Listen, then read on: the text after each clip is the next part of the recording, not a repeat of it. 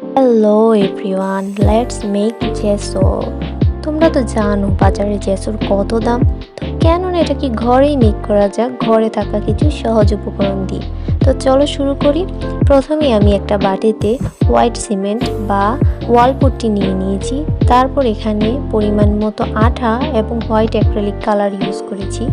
তারপর এটাকে কিছুক্ষণ মিক্স করে নিয়ে এটাতে পরিমাণ মতো পানি অ্যাড করে নিয়েছি। পানিটা অ্যাড করে কিছুক্ষণ মিক্স করার পরে যখন তোমরা দেখতে পারবে এটা এরকম একটা টেক্সচারে চলে এসেছে, তখন তোমাদের বুঝতে হবে তোমাদের জেসোটা একদম রেডি হয়ে গিয়েছে। অ্যান্ড ট্রাস্ট মি গাইস, এটা বাজারে কেনা জেসোর থেকেও ভালো কাজ করে। তোমরা অবশ্যই এটা ঘরে ট্রাই করে আমাকে জানাবে তোমাদের কাছে ভিডিওটি কেমন লেগেছে।